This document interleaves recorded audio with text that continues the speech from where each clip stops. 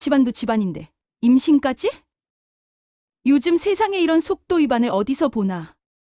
이예숙이 갑자기 서연의 뺨을 세게 때린다. 찰싹. 방 안에 모든 소리가 사라지고 오직 그 소리만 울려 퍼진다.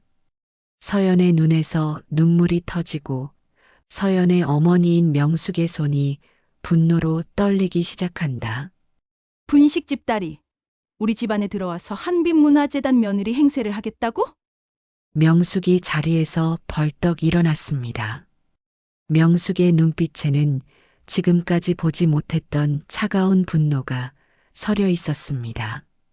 그만하십시오. 구독과 좋아요 눌러주신 후 몇 시에 듣고 계신지 댓글로 적어주시면 감사하겠습니다. 사연 시작합니다. 경기도 고양시 일산의 해솔시장, 그 골목 끝자락에 자리 잡은 작은 분식집 하나가 겨울 아침의 정적을 깨뜨리고 있었습니다. 명숙분식이라고 쓰인 오래된 간판이 바람에 살짝 흔들리며 삐걱거리는 소리를 내고 가게 유리문에는 밤사이 내린 서리가 하얀 꽃무늬를 그려놓았죠. 가게 안에서는 어묵을 끓이는 김이 모락모락 피어오르며 골목 전체에 구수한 냄새를 퍼뜨리고 있었습니다. 정명숙은 오늘도 어김없이 새벽 5시부터 일어나 분식집 문을 열었습니다. 55의 나이에도 불구하고 그녀의 손놀림은 여전히 빠르고 정확했죠. 커다란 냄비에서 끓어오르는 어묵 국물을 저으며 간을 맞추고 떡볶이용 떡을 찬물에서 건져 올려 체에 받쳐놓습니다. 고추장과 설탕, 간장을 적절한 비율로 섞어 만든 소스는 명숙만의 비법이 담긴 레시피였죠. 오랜 세월 동안 단골 손님들의 입맛을 사로잡아온 그 맛의 비결이었습니다. 새벽 준비를 마친 명숙은 가게 곳곳을 점검했습니다. 김밥용 단무지와 우엉을 정리하고 순대를 찜통에 올려놓았죠. 튀김용 기름 온도를 확인하며 오징어와 야채를 손질하는 모습에서는 수십 년간 이 일을 해온 베테랑의 내공이 느껴졌습니다. 명숙에게 이 작은 분식집은 단순한 생계수단이 아니라 자신의 모든 것을 쏟아부은 소중한 터전이었거든요. 명숙은 가게 문 앞을 지나가는 단골 학생들을 보며 따뜻한 미소를 지었습니다. 중학교와 고등학교가 인근에 있어서 아침마다 등교하는 학생들을 자주 볼 수 있었거든요. 얘들아, 시험 잘 봐요. 추우니까 감기 조심하고. 명숙의 목소리에는 진심 어린 걱정과 애정이 담겨 있었습니다. 학생들도 고개를 숙여 인사하며 네, 사장님. 시험 끝나면 떡볶이 먹으러 올게요라고 대답했죠. 이런 일상적인 대화가 명숙에게는 하루를 시작하는 소중한 의식이었습니다. 어떤 학생은 사장님, 오늘도 힘내세요라며 밝게 웃어 보이기도 했고, 또 어떤 학생은 가방 속에서 사탕을 꺼내 이거 드세요라며 건네주기도 했습니다. 명숙은 이런 순간들이 하루 종일 몸을 움직여야 하는 힘든 일상 속에서 가장 큰 위로가 된다고 생각했습니다. 가게 안쪽 구석진 테이블에서는 정서연이 노트북을 펼쳐놓고 열심히 작업하고 있었습니다.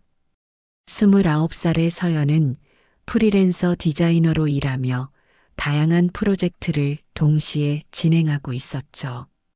화면 속에는 어떤 중소기업의 브랜드 리뉴얼 프로젝트 로고, 시안들이 여러 개 펼쳐져 있었고, 서연은 세심하게 색상과 폰트를 조정하며 완성도를 높여가고 있었습니다. 클라이언트가 요구하는 모던하면서도 친근한 이미지를 구현하기 위해 수십 번의 수정 작업을 거듭하고 있었거든요. 서연은 어머니 가게에서 작업하는 것을 좋아했습니다. 집에서 혼자 있으면 답답함을 느끼곤 했는데 이곳에서는 어머니의 존재감과 손님들의 소소한 대화 소리가 오히려 집중에 도움이 되었거든요. 특히 요즘처럼 몸이 무거워지기 시작한 시점에서는 어머니 곁에 있는 것이 더욱 안심이 되었습니다. 하지만 오늘은 평소와 달리 집중이 잘 되지 않았습니다. 마우스를 클릭하는 손이 미묘하게 떨리고 있었고 같은 부분을 몇 번이고 다시 보며 수정하고 있었죠. 서연은 자신도 모르게 배에 손을 올려놓았습니다. 아직 겉으로 드러나지는 않았지만 뱃속의 작은 생명을 느낄 수 있었거든요. 엄마, 오늘 상견례 너무 떨려. 서연의 목소리에는 불안감이 묻어나고 있었습니다. 손가락으로 마우스를 만지작거리며 화면을 바라보는 그녀의 표정에는 긴장감이 역력했죠. 결혼 준비와 일을 병행하는 것도 쉽지 않은데 임신까지 겹친 상황에서 오늘은 특히 중요한 날이었으니까요. 준호와 만난 지 이제 겨우 1년이 조금 넘었는데 벌써 결혼과 출산까지 생각하게 된 상황이 때로는 꿈 같기도 하고 때로는 부담스럽기도 했습니다. 명숙은 딸의 어깨를 다정하게 토닥이며 안심시키려 했습니다. 앞치마에 묻은 손을 닦으며 서연 옆에 앉아 따뜻한 목소리로 말했죠. 괜찮아, 서연아. 그냥 웃으면서 인사하면 돼. 너 자신감 있게 행동하면 되는 거야. 내가 얼마나 착하고 예쁜 아이인데. 명숙은 딸의 머리를 쓰다듬어 주며 계속 말했습니다. 준호한테 널 소개했을 때 그 아이가 얼마나 좋아했는지 기억나지? 내 마음이 진짜라면 상대방도 느낄 거야. 그리고 뱃속 아이도 할머니, 할아버지를 만나게 되는 거잖아. 하지만 서연은 억지로 미소를 지으며 고개만 끄덕일 뿐이었습니다. 그녀의 마음속에는 복잡한 생각들이 맴돌고 있었죠. 준호 어머니는 한빛문화재단 이사장이시고 나는 해솔시장 분식집 딸이야. 학벌도 딱히 자랑할 것 없고 지금 하는 일도 불안정하고 게다가 결혼 전에 임신까지. 요즘 세상이라지만 아무래도 좋게 보시지는 않을 거야. 그래도 오늘만은 잘해야 해. 준호를 위해서라도, 이 아이를 위해서라도. 준호가 나 때문에 어머니께 혼나는 일은 없어야 할 텐데. 서연은 속으로 이런 생각을 하며 자신도 모르게 한숨을 내쉬었습니다. 사회적 지위의 차이에 대한 부담감이 그녀를 짓누르고 있었던 거죠. 하지만 동시에 준호에 대한 사랑과 새로운 가정을 꾸리고 싶은 간절함도 마음 한편에 자리하고 있었습니다. 준호와 함께 있을 때의 행복감과 안정감을 떠올리며 용기를 내려고 애쓰고 있었거든요. 서연은 뱃속 아이를 생각했습니다. 아직 초기이지만 이미 모성애가 싹트기 시작했고 이 아이가 행복하게 자랄 수 있는 환경을 만들어주고 싶었습니다. 그러기 위해서는 오늘 상견례가 잘 되어야 했죠. 명숙은 말없이 떡볶이를 저으면서도 딸의 표정을 유심히 살펴보고 있었습니다. 오랜 세월 함께 살아온 모녀 사이라 서연이 무슨 생각을 하고 있는지 충분히 짐작할 수 있었죠. 명숙 역시 오늘 상견례에 대한 걱정이 없지 않았지만 딸 앞에서는 담담한 모습을 보이려 노력하고 있었습니다. 사실 명숙도 한빛문화재단 이사장이라는 상대방의 지위를 생각하면 부담스럽기는 마찬가지였거든요. 특히 서연의 임신 소식을 어떻게 받아들일지가 가장 큰 걱정이었습니다. 가게 밖으로는 출근길 사람들이 분주히 오가고 있었습니다. 떡볶이 냄새를 맡고 들어오는 직장인 한 명이 사장님, 떡볶이 하나 포장해 주세요라고 주문했고 명숙은 능숙하게 일회용 용기에 떡볶이를 담아 주었습니다. 많이 드세요라는 인사와 함께 손님을 배웅하는 명숙의 모습에서는 진정한 상인의 마음가짐이 느껴졌죠. 해솔시장의 하루가 본격적으로 시작되고 있었습니다. 상인들이 하나둘 가게 문을 열고 새벽장을 보러 나온 주민들이 시장 안을 분주히 돌아다니고 있었습니다. 생선가게에서는 싱싱한 고등어 들어왔어요 라는 외침이 들려왔고 채소가게에서는 배추 한 포기에 1,000원이라는 흥정 소리가 울려 퍼졌습니다. 그 평범한 일상 속에서 명숙과 서연 모녀는 각자의 마음속 걱정을 안고 시간을 보내고 있었습니다.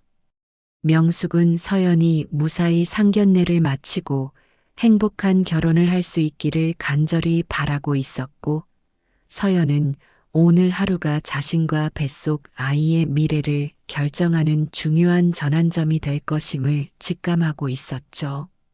서울 강남구 청담동에 위치한 청운관 한정식 호텔은 그 이름만으로도 격조와 품위를 상징하는 곳이었습니다. 호텔 입구부터 대리석으로 마감된 로비, 그리고 곳곳에 배치된 고급 한국 전통 장식품들이 방문객들을 압도했죠. 3층 프라이빗 룸으로 향하는 복도에는 유명 서예가들의 작품과 조선시대 청자, 백자들이 진열되어 있어 마치 박물관을 연상시켰습니다. 명숙과 서연이 엘리베이터에서 내려 복도를 걸어가는 동안 서연의 손은 계속 떨리고 있었습니다. 발걸음 하나하나가 무겁게 느껴졌고 마음은 점점 더 긴장으로 조여들었죠.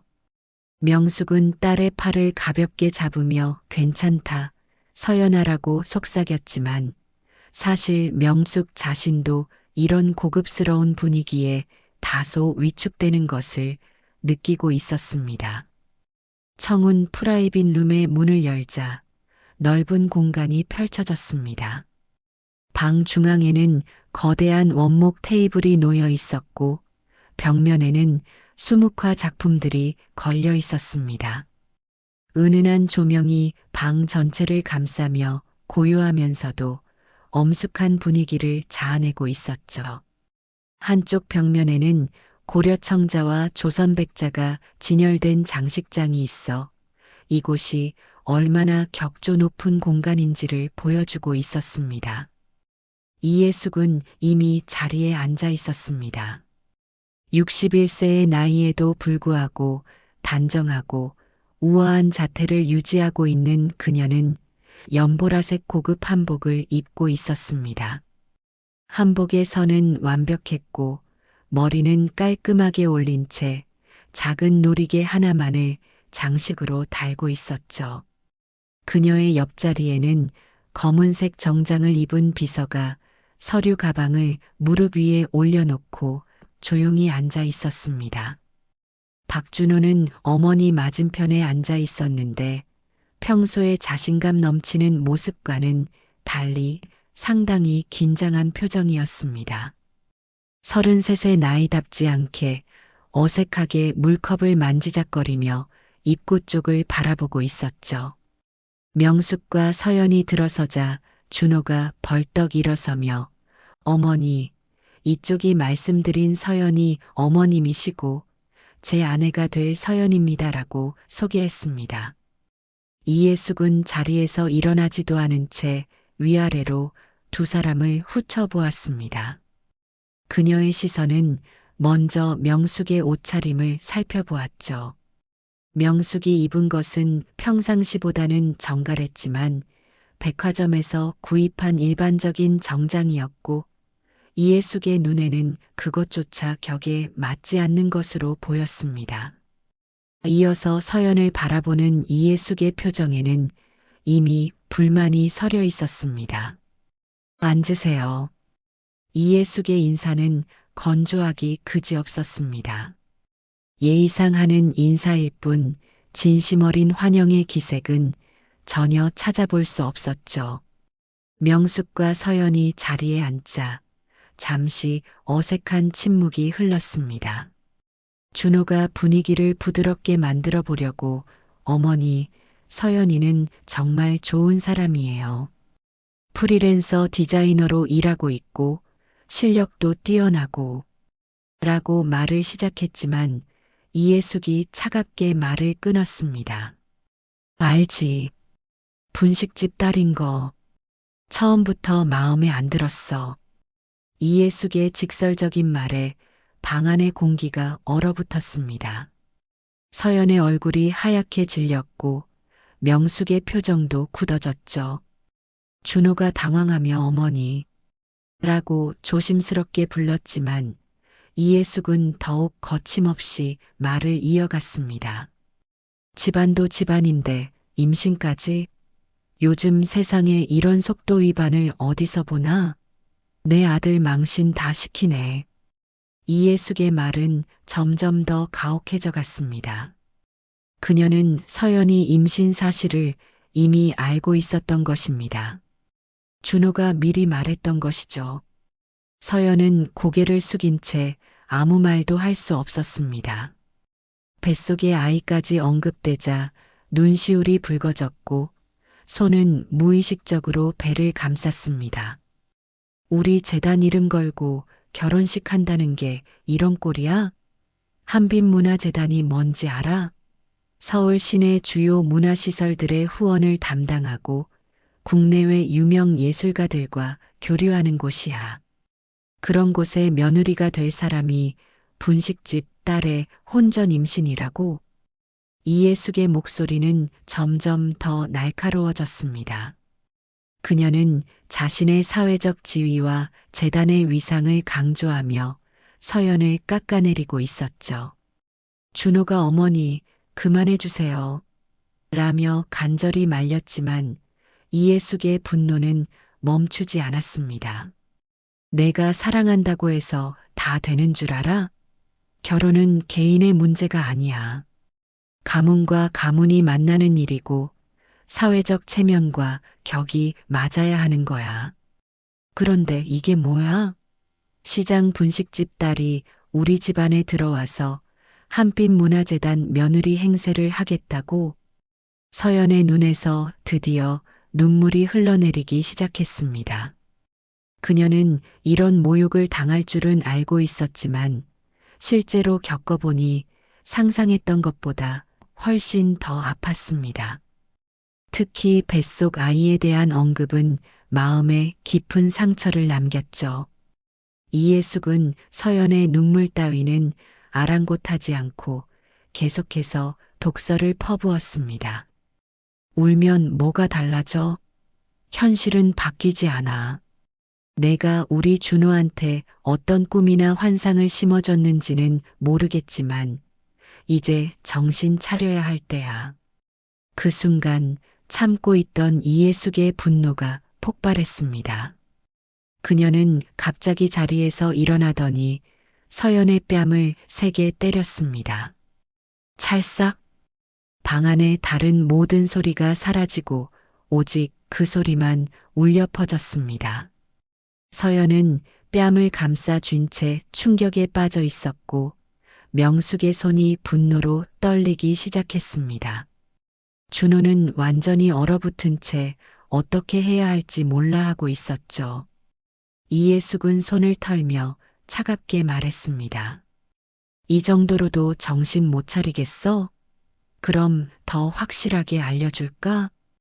그녀는 비서를 향해 고개를 돌리며 계약서 준비했지? 라고 물었습니다. 비서가 서류 가방에서 두꺼운 서류 뭉치를 꺼내어 테이블 위에 올려놓았습니다. 이건 합의서야. 내가 우리 준호와 헤어지는 조건으로 위로금을 주겠다는 내용이 담겨 있어. 금액도 나쁘지 않을 거야. 이 정도면 내 아이 키우는데 충분할 테니까.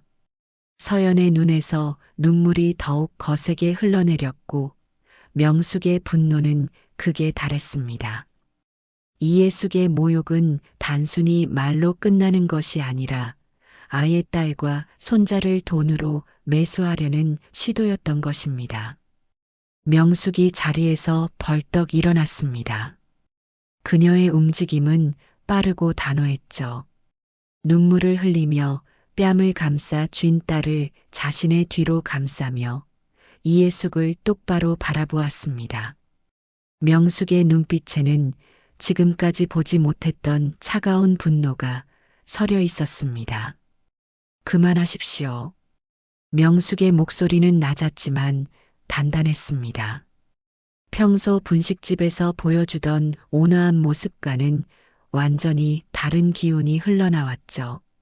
하지만 이예숙은 전혀 개의치 않았습니다. 오히려 더욱 비웃듯이 명숙을 쳐다보며 조롱하는 어조로 말했습니다. 어디서 분식집 아줌마가 나한테 큰 소리야? 내가 뭔데 여기서 목소리를 높여? 내가 누군지 알고 있어? 이예숙의 말투에는 상대를 완전히 깔보는 뉘앙스가 가득했습니다. 그녀는 자신의 사회적 지위에 대한 확신에 차 있었고 분식집 사장인 명숙 따위는 자신 앞에서 감히 목소리를 높일 수 없는 존재라고 여기고 있었죠. 한빛문화재단 이사장이 누군지 알아? 서울시 주요 문화예술기관들이 내 한마디에 좌우되는 거야. 너 같은 사람이 감히 나한테 대들 생각을 해?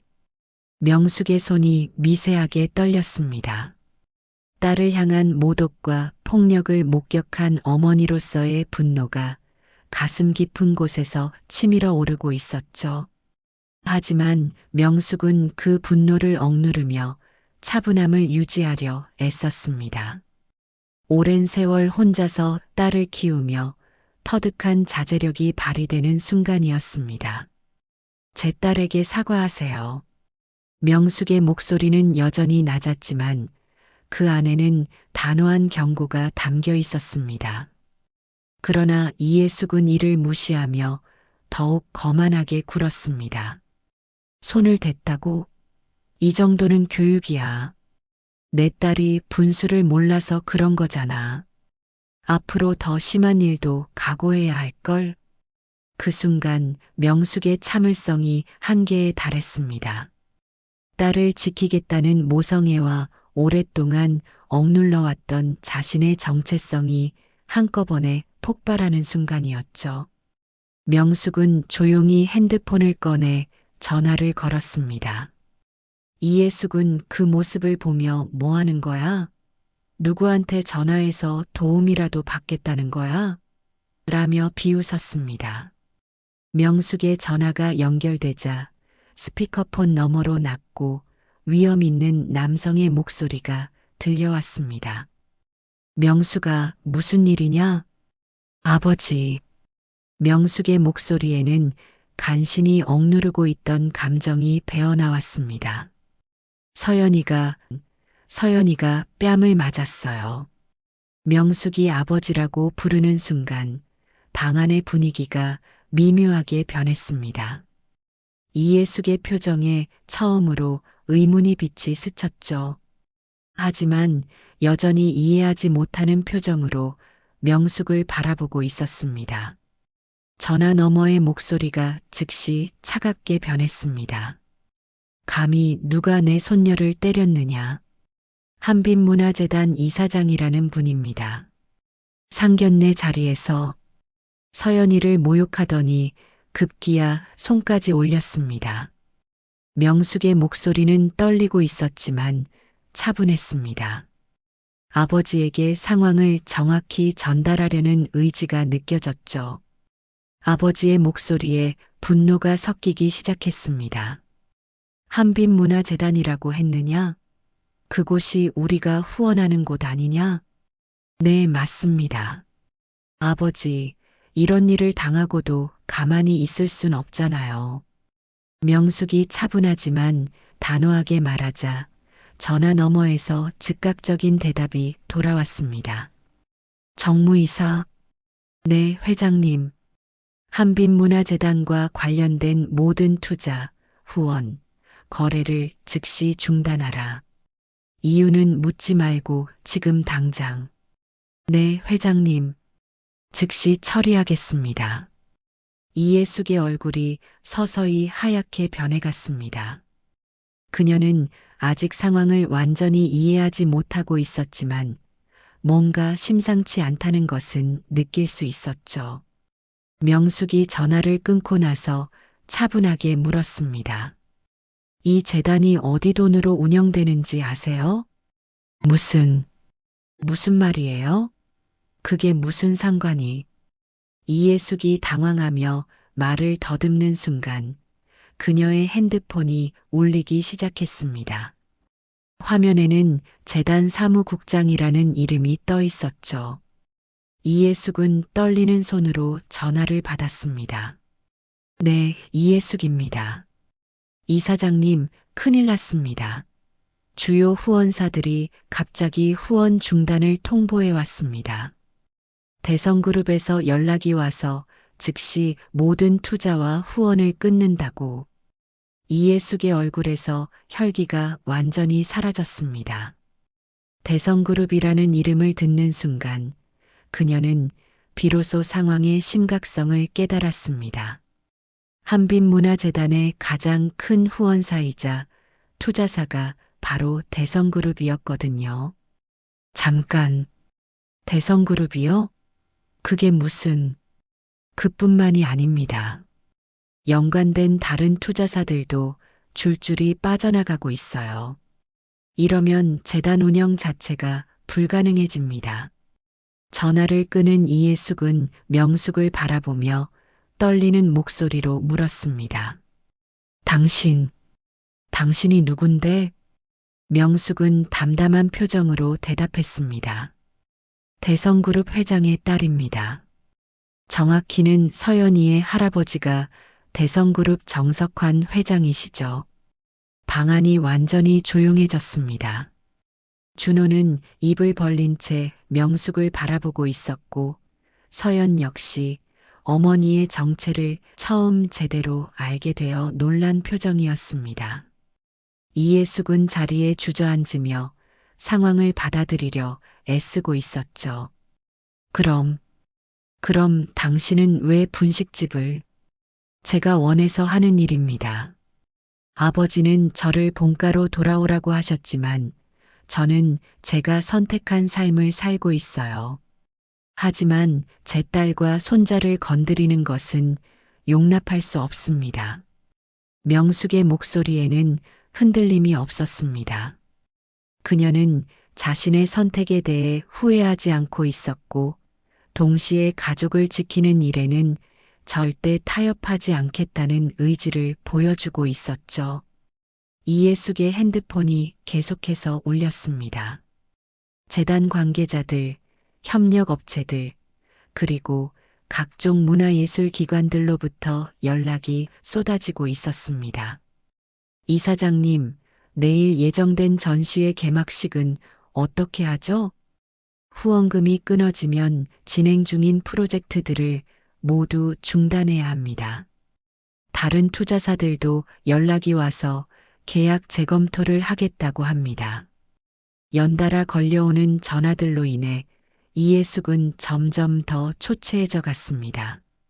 그녀가 그토록 자랑스러워하던 한빛문화재단의 위상이 단 몇 분 만에 무너져 내리고 있었던 것입니다. 명숙은 딸의 손을 꼭 잡으며 말했습니다. 서연아, 이제 일어나자. 서연은 아직도 상황을 완전히 이해하지 못한 채 엄마, 이게 다 뭐예요? 라고 속삭였습니다. 나중에 다 설명해 줄게. 지금은 여기서 나가는 게 좋겠어. 명숙은 서연을 일으켜 세우며 이예숙을 마지막으로 바라보았습니다. 제 딸을 함부로 대한 대가입니다. 이예숙은 아무 말도 할 수 없었습니다. 준호는 어머니와 서연 사이에서 어떻게 해야 할지 몰라 하며 결국 자리에서 일어나지 못했습니다. 명숙과 서연이 문을 향해 걸어가자 준호가 다급하게 서연아, 잠깐만. 라고 불렀지만 명숙이 딸의 어깨에 손을 올리며 오늘은 이만 가자라고 말했습니다. 방문이 닫히고 나서 이예숙은 무너진 표정으로 주저앉았습니다. 준호는 어머니 옆에 앉으며 머리를 감쌌습니다. 어머니, 이제 어떻게 해야 하죠? 하지만 이예숙에게는 대답할 힘조차 남아있지 않았습니다. 청운관을 나선 명숙과 서연은 호텔 로비를 지나 밖으로 나왔습니다. 겨울 저녁의 차가운 공기가 두 사람의 뺨을 스쳤지만 서연은 여전히 멍한 상태였죠. 명숙은 딸의 어깨를 감싸며 길가에서 택시를 잡았습니다. 해솔시장으로 가주세요. 택시 안은 조용했습니다. 서연은 창밖을 바라보며 눈물을 닦고 있었고 명숙은 딸의 손을 꼭 잡고 있었죠. 청담동의 화려한 네온 사인들이 차창을 스쳐 지나갔지만 두 사람의 마음은 복잡하기만 했습니다. 엄마, 이게 다 뭐예요? 서연이 작은 목소리로 물었습니다. 목소리에는 여전히 충격과 혼란이 가득했죠. 명숙은 딸의 손을 더욱 꼭 잡으며 조용히 대답했습니다. 집에 가서 차근차근 얘기하자. 너도 놀랐고 뱃속의 아가도 놀랐을 거야. 서연은 고개를 끄덕였지만 마음속으로는 수많은 질문들이 맴돌고 있었습니다. 어머니가 대성그룹 회장의 딸이라니 그동안 왜 숨기고 있었던 건지, 그리고 준호와의 관계는 이제 어떻게 될 것인지 모든 것이 혼란스러웠습니다. 한편 청운관 프라이빗 룸에서는 완전히 다른 분위기가 펼쳐지고 있었습니다. 이예숙에게는 계속해서 긴급 연락들이 쏟아지고 있었죠. 이사장님, 대성그룹뿐만 아니라 연관 계열사들도 모두 후원을 끊겠다고 합니다. 이예숙은 전화를 받으며 떨리는 목소리로 대답했습니다. 그게 무슨 말이에요? 갑자기 왜? 내일 예정된 국제문화교류 행사도 취소해야 할 상황입니다. 투자자들이 빠져나가면서 재단 운영비 자체가 부족합니다. 이예숙은 전화를 받을 때마다 얼굴이 더욱 하얗게 변해갔습니다. 한빛문화재단은 그녀의 자존심이자 사회적 지위의 상징이었는데 그것이 순식간에 무너지고 있었던 거죠. 이게 무슨 짓이야? 이예숙이 분노를 터뜨리며 소리쳤습니다. 하지만 이미 명숙과 서연은 떠난 뒤였죠. 준호는 어머니 옆에서 고개를 감싸 쥐고 있었습니다. 어머니, 제발 진정하세요. 진정하라고? 내가 그 여자 때문에 우리 집안이 이 꼴 났는데 진정하라고? 이예숙의 목소리에는 분노와 절망이 섞여 있었습니다. 그녀는 평생을 쌓아온 것들이 하루아침에 무너지는 것을 받아들일 수 없었죠. 또 다른 전화가 걸려왔습니다. 이사장님, 큰일입니다. 문화체육관광부에서도 연락이 왔는데 대성그룹에서 공식적으로 한빛문화재단과의 모든 협력 관계를 종료한다고 통보했다고 합니다. 이예숙의 손이 떨렸습니다. 문화체육관광부까지 나선다는 것은 이번 일이 단순히 개인적인 차원을 넘어섰다는 의미였거든요. 그뿐만 아니라 다른 기업들도 연쇄적으로 후원을 끊고 있습니다. 이렇게 되면 재단 자체를 유지하기 어려울 것 같습니다. 이예숙은 전화를 끊고 무너진 표정으로 의자에 주저앉았습니다. 평생을 바쳐 쌓아 올린 모든 것이 한순간에 사라지고 있었던 거죠. 명숙의 말이 계속 머릿속에 맴돌았습니다. 그 자리가 당신 거라고 생각했습니까? 그 돈이 어디서 온 건지 이제 알겠죠. 이예숙은 비로소 자신이 얼마나 오만했었는지, 그리고 얼마나 무력한 존재였는지를 깨닫기 시작했습니다. 명숙은 택시 안에서 서연의 낯선 모습을 유심히 바라보았습니다. 서연은 어머니의 갑작스러운 변화에 놀라며 엄마라고 속삭였습니다. 평생 자신을 키워준 온화한 분식집 사장 어머니가 아니라 강단 있고 당당한 모습의 명숙을 처음 보는 것 같았거든요. 엄마가 정말 대성그룹 회장님의 딸이세요? 서연의 질문에 명숙은 고개를 끄덕였습니다. 응. 하지만 그건 중요한 게 아니야. 중요한 건 너를 지키는 거였어. 준호는 청운간에서 두 사람 사이에서 얼굴이 굳어갔습니다. 어머니를 사랑하지만 서연도 포기할 수 없었고, 그렇다고 어머니를 버릴 수도 없는 상황이었죠. 어머니, 이제 그만하세요. 서연이한테 사과라도. 사과? 내가 왜 사과를 해야 해? 내가 뭘 잘못했다는 거야? 이예숙은 여전히 자신의 잘못을 인정하지 않고 있었습니다. 오히려 자신이 피해자라는 듯이 행동하고 있었죠. 서연은 택시 창밖을 바라보며 뱃속의 아이를 생각했습니다. 이 아이가 태어날 세상은 과연 어떤 모습일까?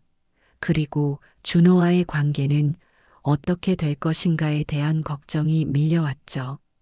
엄마, 준호는 어떻게 되는 거예요? 서연의 질문에 명숙은 잠시 침묵했습니다. 사실 명숙도 준호에 대해서는 복잡한 감정을 가지고 있었거든요. 준호 자체는 나쁜 사람이 아니었지만 오늘 상견례에서 어머니를 제대로 막지 못한 것에 대해서는 실망스러웠습니다. 그건 준호가 선택할 문제야. 어머니를 택할지 너를 택할지. 이예숙은 계속 걸려오는 전화들로 인해 점점 더 절망에 빠져갔습니다. 이사장님, 후원 기업들이 모두 빠져나가면서 다음 달 급여 지급도 어려워질 것 같습니다. 진행 중인 모든 프로젝트가 중단되고 계약된 행사들도 취소되고 있습니다. 각각의 전화는 이예숙에게 더 큰 절망을 안겨주고 있었습니다. 그녀가 그토록 자랑스러워했던 한빛문화재단의 위상이 모두 대성그룹의 후원 덕분이었다는 것을, 자신이 가토록 자랑스러워했던 모든 것이 사실은 남의 돈으로 이루어진 것이었다는 걸 뼈저리게 깨달았던 거죠. 준호는 어머니 옆에서 머리를 감쌌습니다. 어머니, 제발. 하지만 준호도 어떻게 해야 할지 몰랐습니다. 어머니의 손을 놓지 못한 채 그는 서연과 멀어져 가는 것을 느낄 수 있었죠. 준호야, 우린 어떻게 해야 하니? 이예숙의 목소리에는 더 이상 권위나 오만함이 없었습니다. 오직 두려움과 절망만이 남아 있었죠. 한빛문화재단 관계자들의 전화가 계속 울렸습니다. 모든 것이 무너지고 있었고 이예숙은 그 현실 앞에서 속수무책이었습니다. 내가 어떻게 이런. 이예숙의 손이 떨렸습니다. 몇 시간 전까지만 해도 모든 것을 통제할 수 있다고 생각했던 자신이 이제는 아무것도 할 수 없는 무력한 존재가 되어 있었던 거죠. 명숙은 딸의 마음을 이해하며 조용히 손을 잡아주었습니다. 오늘 하루 종일 억눌러 왔던 감정들이 이제서야 조금씩 풀리기 시작하고 있었습니다. 하지만 동시에 앞으로 벌어질 일들에 대한 걱정도 커져가고 있었죠. 택시가 해솔시장에 도착했을 때 이미 밤이 깊어 있었습니다. 시장의 대부분 가게들이 문을 닫았고 명숙분식의 간판만이 희미하게 빛나고 있었죠. 명숙과 서연은 말없이 가게 문을 열고 들어갔습니다. 앉아, 서연아. 명숙이 딸을 안쪽 테이블에 앉히며 따뜻한 차를 우려주었습니다. 서연은 여전히 멍한 표정으로 앉아 있었고 가끔씩 무의식적으로 배에 손을 올리곤 했죠. 뱃속의 아이가 오늘 일로 인해 괜찮을지 걱정이 되었습니다. 엄마, 이게 다 뭐예요? 서연이 드디어 입을 열었습니다. 목소리에는 혼란과 충격이 그대로 담겨 있었죠. 명숙은 딸 앞에 앉으며 깊게 숨을 들이쉬었습니다. 이제는 모든 것을 털어놓을 때가 된 것 같았거든요. 서연아, 엄마가 지금까지 숨겨온 게 있어. 할아버지가 정말 대성그룹 회장이세요? 그럼 우리가 왜 여기서 이렇게 살고 있는 거예요? 서연의 질문에 명숙은 잠시 침묵했습니다. 오랫동안 묻어두었던 기억들이 하나씩 떠오르기 시작했죠. 한편 청운관에서는 이예숙이 계속해서 절망적인 연락들을 받고 있었습니다. 준호는 어머니 옆에서 무력하게 앉아 있을 뿐이었죠. 이사장님, 내일부터 직원들 출근을 어떻게 하죠? 급여 지급이 불가능한 상황입니다. 협력 업체들도 모두 계약 해지를 통보해 왔습니다. 언론에서도 연락이 오고 있습니다. 한빛문화재단 운영 중단설에 대해 확인 요청이. 이예숙은 핸드폰을 움켜잡으며 절규했습니다. 그만해. 더 이상 듣고 싶지 않아. 하지만 현실은 변하지 않았습니다. 몇 시간 전까지만 해도 서울 문화예술계의 중심에 있다고 자부했던 그녀의 모든 것이 무너지고 있었던 거죠. 어머니, 이제라도 서연이한테 사과하세요. 준호가 간절한 목소리로 말했습니다. 내가 뭘 잘못했다고 사과를 해? 그 여자들이 우리를 속인 거잖아. 이예숙은 여전히 상황을 받아들이지 못하고 있었습니다. 자신의 잘못은 인정하지 않고 오히려 명숙과 서연을 원망하고 있었죠. 명숙 분식에서는 서연이 눈물을 흘리며 어머니를 바라보고 있었습니다. 엄마, 그동안 왜 말 안 해주신 거예요? 저는 할아버지가 누군지도 모르고 살았잖아요. 명숙은 딸의 손을 잡으며 천천히 말을 시작했습니다. 서연아, 엄마도 선택이 있었어. 할아버지 집에서 편하게 살 수도 있었지만 엄마는 내가 원하는 삶을 살고 싶었어.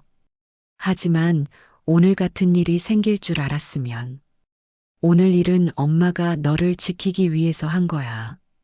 누가 내 딸을 건드리는 건 절대 용납할 수 없어. 서연은 어머니의 말을 들으며 복잡한 감정에 휩싸였습니다. 한편으로는 어머니가 자신을 지켜준 것에 고마웠지만 다른 한편으로는 준호와의 관계가 어떻게 될지 걱정이 되었죠. 준호는 어떻게 되는 거예요? 이 아이 아버지인데. 서연이 배를 쓰다듬으며 물었습니다. 명숙은 잠시 침묵했습니다. 사실 명숙도 준호에 대해서는 복잡한 마음이었거든요. 그건 준호가 결정할 문제야.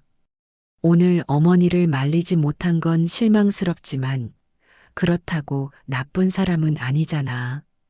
청운관에서 준호는 계속 울리는 어머니의 핸드폰을 바라보며 깊은 고민에 빠져 있었습니다.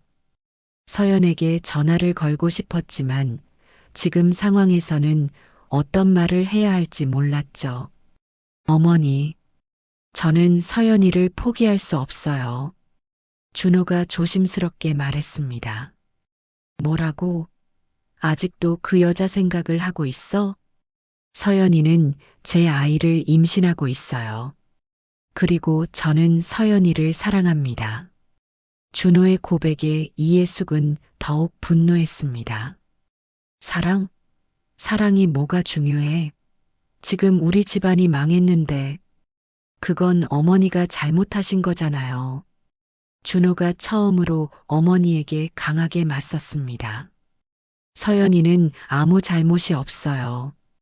어머니가 먼저 모욕을 주고 손까지 올리셨잖아요. 이예숙은 아들의 말에 충격을 받았습니다. 평생 자신의 말을 잘 들었던 준호가 자신을 거스르는 모습을 처음 보았거든요. 명숙분식에서 서연은 눈물을 닦으며 어머니에게 물었습니다. 엄마, 할아버지는 어떤 분이세요? 좋은 분이야. 다만 엄마하고는 살아온 방식이 달랐을 뿐이지.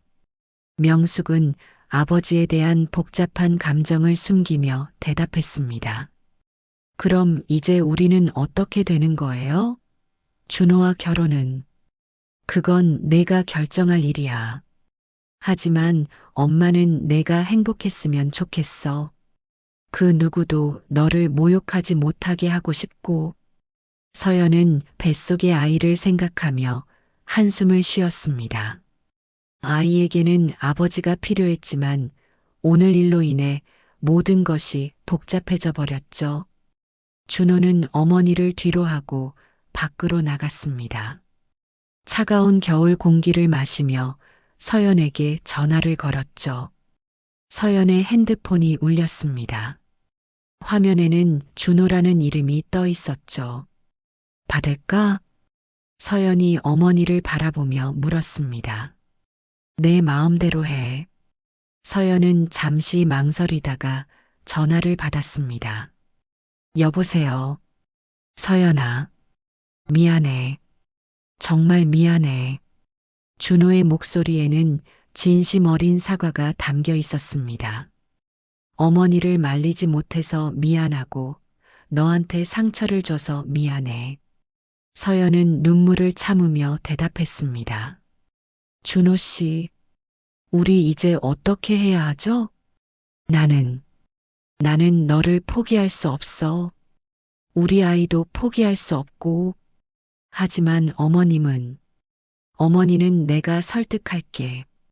시간이 걸리더라도.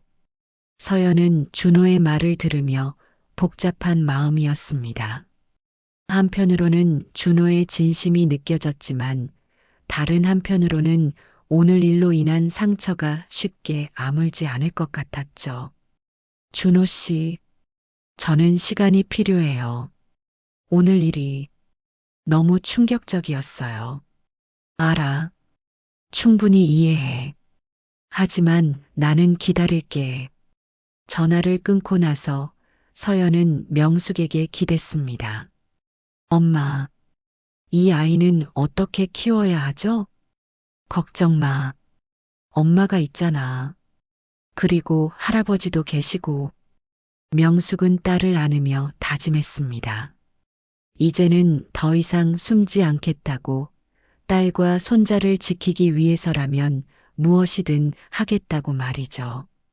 밤이 깊어가는 해솔시장에서 모녀는 서로를 의지하며 앞으로의 일들을 준비하고 있었습니다. 한편 청담동에서는 준호가 어머니와의 갈등 속에서 자신의 선택을 고민하고 있었죠. 밤이 더욱 깊어간 해솔시장 명숙분식에서 명숙은 가게 문을 닫고 서연과 마주 앉았습니다. 따뜻한 차 한 잔이 두 사람 사이에 놓여 있었고 오랫동안 숨겨왔던 이야기를 꺼낼 시간이 온 것 같았죠. 가게 안은 고요했고 밖에서는 가끔 늦은 귀가길의 발소리만이 들려왔습니다. 서연아, 이제 내가 알아야 할 때가 됐어. 명숙의 목소리에는 결심이 담겨 있었습니다. 서연은 어머니를 바라보며 조용히 고개를 끄덕였죠. 뱃속의 아이 때문인지 몸이 무거워서 의자에 깊숙이 기대어 앉았습니다. 엄마의 이야기를 처음부터 들려줄게.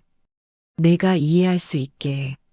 명숙은 깊게 숨을 들이쉬며 기억 속으로 돌아갔습니다.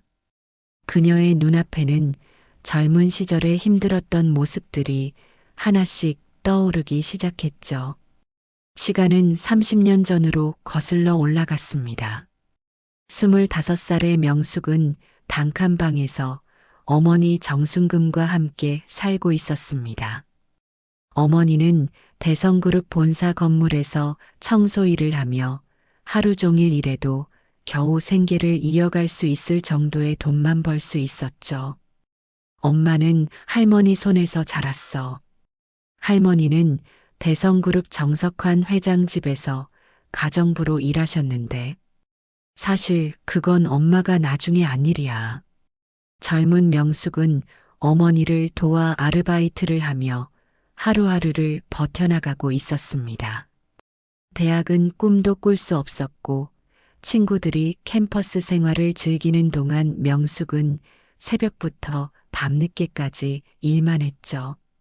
그러던 어느 날 어머니가 갑자기 쓰러졌습니다. 할머니가 과로로 쓰러지셨어. 병원비도 없고 약값도 없고 엄마는 정말 막막했지. 명숙의 목소리가 잠시 떨렸습니다. 그때의 절망감이 아직도 생생했거든요. 그때 할아버지가 나타나신 거야. 병원비를 대신 내주시고 엄마에게 일자리도 소개해 주셨지. 정석화는 명숙의 처지를 보고 마음이 아팠습니다. 성실하게 일하는 어머니와 딸의 모습에서 무언가를 느꼈던 거죠. 하지만 그때까지만 해도 명숙은 자신이 정석환의 딸이라는 사실을 전혀 모르고 있었습니다. 할아버지는 엄마에게 대학 학비를 지원해 주겠다고 하셨어. 처음에는 거절했지. 왜 우리에게만 이런 호의를 베푸시는지 이해할 수 없었거든. 하지만 어머니 순금이 명숙에게 간곡히 부탁했습니다. 딸만큼은 제대로 된 교육을 받게 해주고 싶다고 자신처럼 평생 남의 눈치를 보며 살게 하고 싶지 않다고 말이죠. 할머니가 울면서 부탁하셨어. 명수가 엄마는 평생 글도 제대로 못 배우고 살았다. 너만큼은 당당하게 살았으면 좋겠다고. 명숙은 어머니의 간절한 마음을 이해하고 정석환의 도움을 받아들였습니다. 대학에 다니면서도 아르바이트를 병행해야 했지만 그래도 꿈을 꿀 수 있게 되었죠. 대학을 졸업하고 나서 할아버지가 엄마를 따로 불렀어. 그때 처음 알게 됐지. 엄마가 할아버지의 딸이라는 걸. 서연이 놀라며 어머니를 바라봤습니다. 할머니가 젊을 때 할아버지 집에서 일하면서 사랑하게 됐던 거야. 하지만 그 시대에 재벌가 아들과 가정부가 사랑한다는 건 불가능한 일이었지. 정순금은 20살의 나이에 정석환을 사랑했습니다. 정석환도 순금의 순수함과 따뜻함에 마음을 빼앗겼죠. 하지만 현실은 냉혹했습니다. 정석환의 아버지는 아들의 결혼 상대를 이미 정해놓았고 순금의 존재를 알게 되자 즉시 그녀를 집에서 내보냈습니다. 할머니는 임신한 채로 쫓겨나셨어. 그때가 한겨울이었는데 갈 곳도 없고 의지할 사람도 없었지. 그렇게 엄마를 혼자 낳고 키우셨어. 명숙의 목소리에 눈물이 배어 있었습니다. 할아버지도 나중에 알았대. 할머니가 임신한 걸. 하지만 그때는 이미 할아버지도 결혼을 한 후였고 할머니를 찾으려 해도 어디 있는지 알 수 없었어. 정석환은 평생 그 일에 대한 죄책감을 안고 살았습니다. 사랑했지만 지킬 수 없었던 여인과 인정할 수 없었던 딸에 대한 미안함이 늘 마음 한편에 자리하고 있었죠. 할아버지는 우연히 할머니를 다시 만났을 때 엄마가 있다는 걸 알았어. 그때부터 몰래 도움을 주시려고 했지만 할머니는 자존심 때문에 거절하셨대. 하지만 순금이 쓰러진 후 정석화는 더 이상 가만히 있을 수 없었습니다. 적어도 딸만큼은 제대로 키우고 싶었던 거죠. 할아버지는 엄마에게 모든 걸 보상해 주려고 했어. 집도 사주고 좋은 직장도 구해주고 심지어 재산 상속까지 하려고 했지. 하지만 명숙은 그 모든 제안을 거절했습니다. 왜요? 왜 거절하신 거예요? 서연이 이해할 수 없다는 표정으로 물었습니다. 엄마는 할머니의 딸이니까. 할머니가 평생 자존심을 지키며 사신 것처럼 엄마도 내 자신의 힘으로 살고 싶었어. 남의 동정이나 죄책감으로 받는 게 아니라 내 손으로 직접 만들어가는 삶을 원했거든. 명숙은 정석환이 마련해준 좋은 일자리도 거절하고 자신이 직접 찾은 작은 분식집을 차렸습니다. 처음에는 하루 매출이 몇만 원도 안 되는 날들이 많았죠. 엄마는 새벽 5시부터 밤 10시까지 일했어. 손님이 없어도 가게를 열고 비가 와도 눈이 와도 문을 닫은 적이 없었지. 명숙은 임신 중에도 일을 멈추지 않았습니다. 서연을 낳고 나서도 아이를 업고 장사를 했죠. 아이가 울면 우유를 먹이고 잠들면 다시 일을 계속했습니다. 내가 어릴 때는 정말 힘들었어. 병원비가 없어서 내가 아파도 약국에서 파는 약만 먹였고 옷도 남들이 주는 걸로만 입혔지. 하지만 명숙은 포기하지 않았습니다. 딸만큼은 당당하게 키우고 싶었거든요. 할아버지는 가끔 몰래 도움을 주시려고 했어. 익명으로 돈을 보내주시거나 장학금을 주선해 주시려고도 했지. 하지만 엄마는 언제나 정중히 거절했어. 정석화는 딸과 손녀의 고집스러운 모습에서 순금의 모습을 보았습니다. 도와주고 싶지만 억지로 할 수는 없었죠.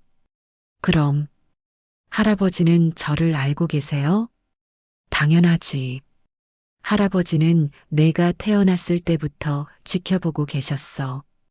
내가 걸음마를 시작했을 때, 첫말을 했을 때, 학교에 입학했을 때, 모든 순간을 알고 계셨지. 명숙은 딸을 바라보며 미안한 마음을 감추지 못했습니다. 가끔 할아버지가 우리 가게 앞을 지나가시는 걸 봤어.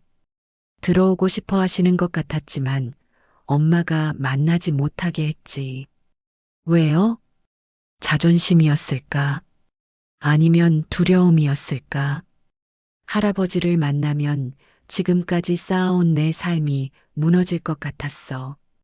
서연은 어머니의 이야기를 들으며 눈물을 흘렸습니다. 평생 혼자서 자신을 키우느라 얼마나 힘들었을지, 그리고 얼마나 외로웠을지 상상이 갔거든요. 미안해, 서연아. 엄마가 너무 고집을 부렸나? 내가 할아버지를 몰라도 되게 만들어서. 아니에요, 엄마. 이해해요. 엄마의 마음. 서연은 어머니의 손을 꼭 잡았습니다. 오늘 널 지키기 위해 내가 나선 거야. 더 이상 숨어서 살 수는 없었어. 누군가 내 딸을 모욕하는 걸 보고만 있을 수는 없었거든. 명숙은 서연의 손을 잡으며 눈물을 흘렸습니다. 엄마, 사랑해요. 그리고 고마워요. 엄마도 사랑해, 서연아. 모녀는 서로를 꼭 안았습니다. 오랫동안 숨겨왔던 비밀이 드러나면서 오히려 더 가까워진 것 같았죠. 서연은 뱃속의 아이를 쓰다듬으며 생각했습니다. 이 아이에게는 당당한 할머니와 증조할아버지가 있다는 것을, 그리고 그 무엇보다 소중한 사랑이 있다는 것을 말이죠. 다음 날 오후 서연은 준호가 제안한 카페에서 그를 기다리고 있었습니다. 임신 초기라 입덧이 심해서 물만 마시고 있었죠. 어젯밤 어머니와 나눈 깊은 대화 이후 서연은 마음이 한결 가벼워졌지만 동시에 앞으로의 일들에 대한 걱정도 커져가고 있었습니다. 특히 뱃속의 아이 때문에 스트레스를 받으면 안 된다는 생각에 더욱 조심스러웠죠. 준호가 들어왔을 때 서연은 그의 모습에 놀랐습니다. 평소보다 훨씬 초췌해 보였고 눈에는 깊은 피로감이 서려 있었거든요. 어젯밤 어머니와 실랑이를 벌인 흔적이 역력했습니다. 준호는 서연 앞에 조심스럽게 앉으며 고개를 숙였습니다. 서연아, 정말 미안해. 준호의 목소리에는 진심 어린 후회가 담겨 있었습니다. 하지만 동시에 어떻게 해야 할지 모르겠다는 무력감도 느껴졌죠. 어머니 일로 너한테 상처를 줘서 죄송해. 내가 어머니를 제대로 말리지 못했어. 서연은 준호를 바라보며 조용히 말했습니다. 준호 씨, 어머님은 어떠세요? 어머니는 준호가 말을 잠시 멈췄습니다. 아직도 화가 많이 나 계셔. 재단 일로 받는 스트레스도 크고 무엇보다 자신이 당한 일이라고 생각하고 계시거든. 사실 이예숙은 하루 종일 집에서 분노에 차서 보내고 있었습니다. 한빛문화재단은 결국 운영 중단을 선언했고 그녀가 그토록 자랑스러워했던 모든 것들이 사라져버렸죠. 하지만 그녀는 여전히 자신이 피해자라고 생각하고 있었습니다. 어머니가 아직도 자신은 잘못이 없다고 하세요? 서연의 질문에 준호는 고개를 숙였습니다. 내가 정말 미안해. 어머니는 내가 어떻게든 해볼게. 서연의 얼굴이 굳어졌습니다. 준호는 계속해서 어머니의 상황을 설명했습니다. 어머니는 지금 모든 사람들이 자신을 배신했다고 생각하세요. 재단 직원들, 후원사들, 심지어 나까지도 모두가 자신을 버렸다고 생각하고 계시거든. 그럼 저한테 사과하실 생각은 없으시다는 거네요. 그게 준호가 힘들게 말을 이어갔습니다. 어머니는 지금 모든 걸 잃으셨어. 자존심까지 굽히라고 하기에는 아직 시간이 필요할 것 같아. 준호는 어젯밤 어머니와 나눈 대화를 떠올렸습니다. 이예숙은 준호가 서연의 편을 든다며 크게 화를 냈었죠. 준호야, 너마저 그 여자들 편을 드는 거야? 우리 집안이 이렇게 망한 게 누구 때문인데? 준호가 아무리 설득해도 이예숙은 듣지 않았습니다. 오히려 더욱 완고해져서 절대 사과하지 않겠다고 선언했었죠. 한편 이예숙은 자신의 집에서 모든 연락이 끊긴 핸드폰을 부여잡고 분노에 차서 앉아 있었습니다.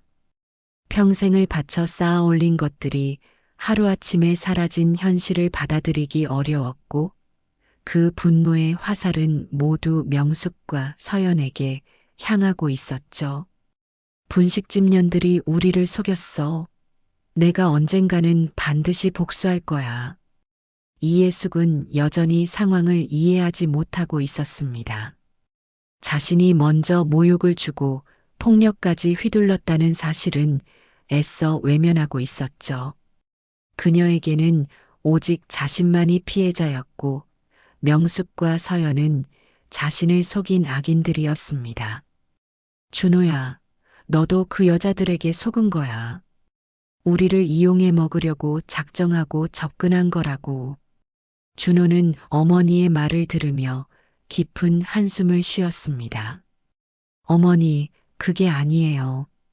서연이는 진짜 모르고 있었어요. 모를 리가 있어? 분명히 계획적으로 한 거야. 나를 무너뜨리려고 작정하고 한 짓이라고. 이예숙은 자신의 잘못을 인정하기보다는 오히려 피해의식에 더욱 빠져들고 있었습니다. 현실을 받아들이는 대신 음모론에 빠져 있었죠. 서연은 준호의 말을 들으며 실망감을 감추지 못했습니다. 준호 씨, 어머님이 그런 마음이시라면 저는 더 이상 어떻게 해야 할지 모르겠어요. 서연아, 시간을 줘. 어머니도 지금은 충격이 너무 커서. 시간요? 서연이 준호를 바라보며 말했습니다.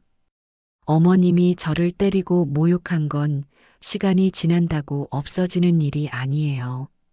서연의 목소리에는 단호함이 담겨 있었습니다. 어제 어머니와 나눈 대화를 통해 자신감을 얻었고 더 이상 누구에게도 굽히지 않겠다는 의지가 생겼거든요. 저는 이 아이를 위해서라도 당당하게 살고 싶어요. 누군가의 눈치를 보며 고개 숙이고 사는 건 절대 싫어요. 준호는 어머니와 서연 사이에서 어떻게 해야 할지 모르겠다는 표정이었습니다. 그럼 어떻게 해야 해? 어머님이 진심으로 자신의 잘못을 인정하고 사과할 때까지는 저는 기다릴 수 없어요. 서연은 뱃속의 아이를 쓰다듬으며 말했습니다. 이 아이를 위해서라도 저는 당당하게 살고 싶어요. 누군가에게 고개 숙이며 사는 건 싫어요. 그때 서연의 핸드폰이 울렸습니다. 명숙에게서 온 전화였죠. 엄마, 서연아, 할아버지가 오늘 저녁에 우리 집으로 오신다고 하셔. 너도 함께 있으면 좋겠다고. 서연은 놀라며 준호를 바라봤습니다. 할아버지가요? 응, 드디어 만나시려고 하셔. 내가 괜찮다면 함께 저녁을 드리자고 하시는데 증손녀를 보고 싶다고 하시더라. 서연은 잠시 망설였습니다. 증조할아버지를 만난다는 것은 설렘과 동시에 부담스럽기도 했거든요. 하지만 어제 어머니로부터 들은 이야기를 생각하니 호기심이 생겼습니다. 알겠어요, 엄마. 저도 가겠어요. 전화를 끊고 나서 서연은 준호에게 말했습니다. 오늘 저희 할아버지를 만나게 됐어요. 준호는 복잡한 표정을 지었습니다. 대성그룹 회장을 만난다는 것은 그에게도 부담스러운 일이었거든요. 서연아, 나도 함께 갈 수 있을까? 어머님도 함께 오실 건가요? 아니, 어머니는 아직 마음의 준비가 안 되신 것 같아. 아니, 사실은 오히려 더 분노하고 계셔서. 서연은 안도의 표정을 지었습니다. 그럼 준호 씨만 오세요. 하지만 어머님이 마음을 바꾸시기 전까지는 저희 관계도 어려울 것 같아요. 준호는 고개를 끄덕였습니다. 어머니가 변하지 않는 한 서연과의 관계도 발전시키기 어렵다는 것을 알고 있었거든요. 알아. 나도 어머니를 설득하려고 노력해 볼게. 하지만 쉽지 않을 거야. 명숙은 분식집에서 저녁 준비를 하고 있었습니다. 오랜만에 아버지를 만나게 되어 떨리는 마음이었지만 동시에 당당한 기분이기도 했죠. 이제는 더 이상 숨길 것도 부끄러워할 것도 없었으니까요. 서연이 집에 돌아왔을 때 명숙은 딸을 반갑게 맞이했습니다. 어떻게 됐어? 준호 씨만 함께 온다고 해요. 어머님은 아직 마음의 준비가 안 되셨다고. 명숙은 예상했다는 듯 고개를 끄덕였습니다. 그럴 줄 알았어. 그런 사람이 하루아침에 바뀔 리 없지. 엄마, 저는 어떻게 해야 할까요? 내 마음대로 해. 하지만 절대 타협하지는 마. 진심 어린 사과 없이는 용서도 없는 거야. 저녁 시간이 다가오자 명숙 분식에는 긴장감이 돌았습니다. 서연은 뱃속의 아이 때문에 더욱 조심스러워했고 명숙은 아버지를 만날 준비를 하고 있었죠. 밖에서 차 소리가 들렸습니다. 정석환 회장이 도착한 것 같았죠. 명숙은 깊게 숨을 들이쉬며 가게 문을 열 준비를 했습니다. 명숙이 가게 문을 열자 정석환 회장이 조용히 들어왔습니다. 이른을 넘긴 나이에도 꼿꼿한 자세와 위엄이 느껴졌지만 딸을 바라보는 눈빛에는 오랜 그리움과 미안함이 가득했죠. 뒤따라 들어온 준호는 긴장한 표정으로 깊게 인사를 드렸습니다. 회장님, 안녕하십니까? 정석환은 고개를 끄덕이며 준호를 바라봤습니다. 그리고 서연을 보는 순간 눈시울이 붉어졌죠. 서연이구나. 이렇게 예쁘게 자라서. 서연이 일어나며 조심스럽게 인사했습니다. 할아버지, 안녕하세요. 처음 뵙겠습니다. 정석환은 손녀의 목소리를 듣고 감격했습니다. 오랫동안 멀리서만 지켜봤던 손녀와 드디어 마주하게 된 순간이었거든요. 그래, 내 손녀. 정말 아름답게 자랐구나. 정석환은 서연의 배를 바라보며 환하게 웃었습니다. 증손자도 곧 만나게 되는 거네. 이런 기쁜 일이 있나? 명숙은 아버지를 위해 자리를 마련하며 말했습니다. 아버지, 앉으세요. 간단하게나마 준비했어요. 고맙다, 명숙아. 내가 직접 차려준 음식을 먹게 되다니. 정석환이 자리에 앉으며 가게 안을 둘러봤습니다. 작지만 깔끔하게 정리된 분식집의 모든 것들이 딸의 정성으로 만들어진 것들이었죠. 이곳이 내가 그토록 소중히 여기던 곳이구나. 이제야 이해가 된다. 네, 아버지. 여기서 서연이를 키웠어요. 힘들었지만 행복한 시간들이었습니다. 정석환은 고개를 끄덕이며 딸의 선택을 이해한다는 표정을 지었습니다. 이제는 딸이 선택한 삶을 존중하고 있었거든요. 준호는 조심스럽게 입을 열었습니다. 회장님, 저는 박준호입니다. 서연이와 결혼을 약속한 사이입니다. 알고 있네. 안께. 정석환의 목소리는 차분했지만 위엄이 있었습니다. 준호는 어제까지의 일들을 생각하며 부끄러워했죠. 회장님, 어제 일로 정말 죄송합니다. 제가 어머니를 제대로 말리지 못해서 서연이가 상처를 받았습니다. 정석환의 표정이 순간 차갑게 변했습니다. 자네가 사과할 일은 아니야. 하지만 자네 어머니는 내 손녀에게 손을 댔다더군. 정말 죄송합니다. 변명의 여지가 없습니다. 준호는 고개를 깊숙이 숙였습니다. 어머니는 제가 어떻게든 진정시키겠습니다. 진정? 정석환이 준호를 바라보며 날카롭게 물었습니다. 잘못을 저지르고도 반성하지 않는다는 말인가? 그게 준호가 말을 멈췄습니다. 정석환의 표정이 더욱 굳어졌습니다. 더 이상 할 말이 없군. 서연이 조심스럽게 말했습니다. 할아버지, 저는 괜찮아요. 이제는 더 이상 상처받지 않을 거예요. 아니다, 서연아. 내가 당한 일을 그냥 넘어갈 수는 없다. 명숙이 아버지와 준호 사이의 긴장감을 느끼며 말했습니다. 아버지, 일단 식사부터 하시죠.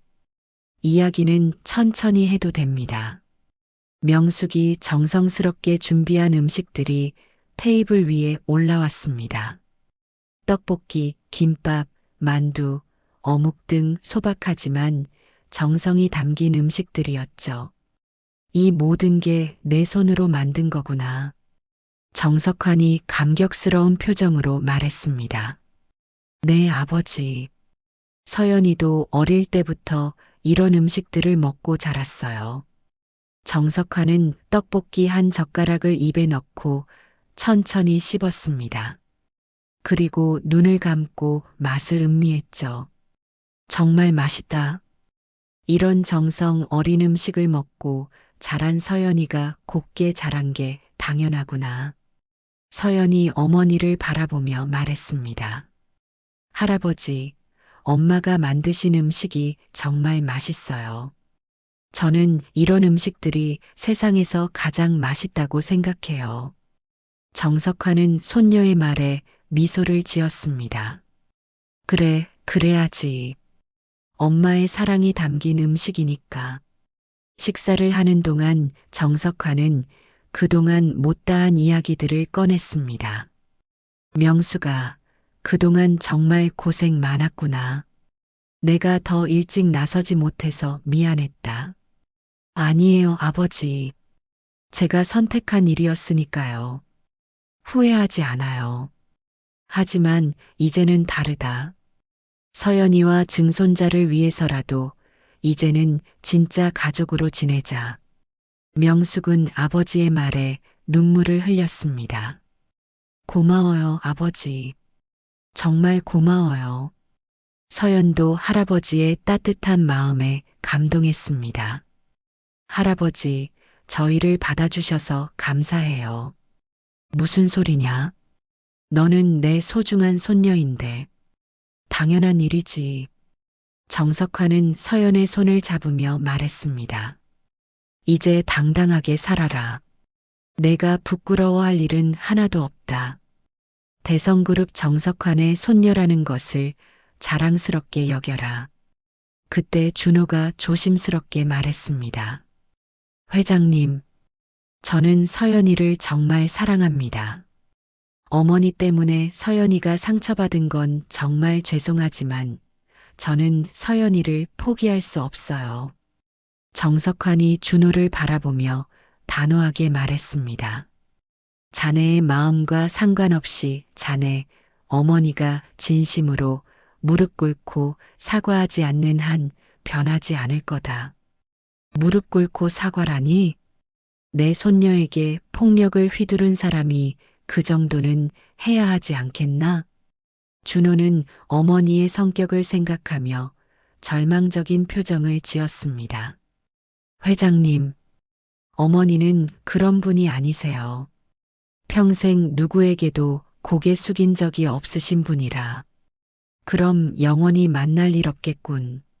정석환의 단호한 말에 준호는 할 말이 없었습니다. 서연이 준호를 바라보며 말했습니다.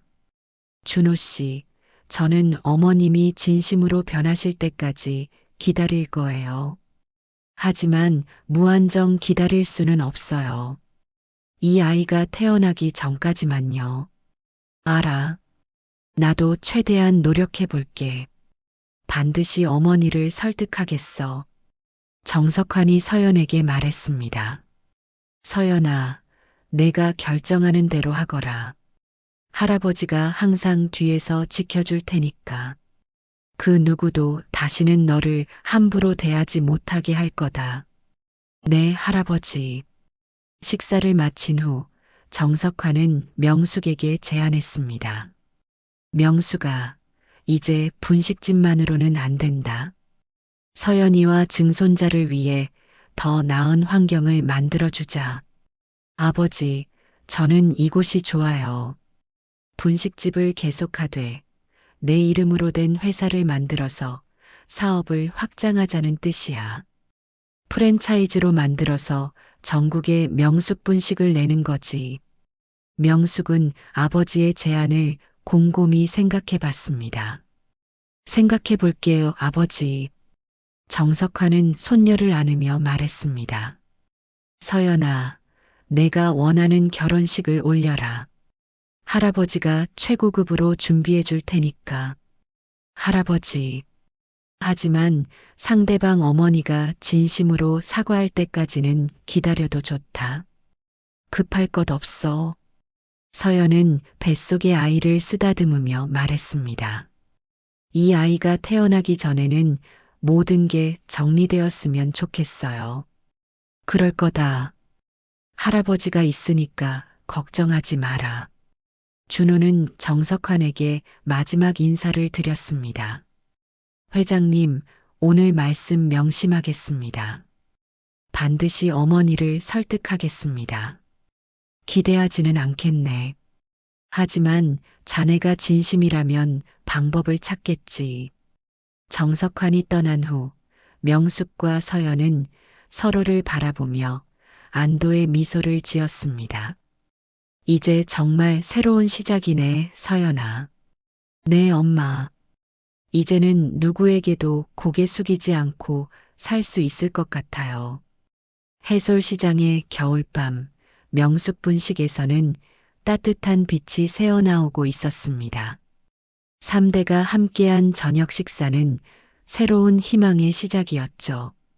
앞으로 이예숙이 어떤 선택을 할지, 그리고 준호와 서연의 관계가 어떻게 될지는 아직 미지수였지만, 이제 그들에게는 서로를 지켜줄 든든한 가족이 있었습니다.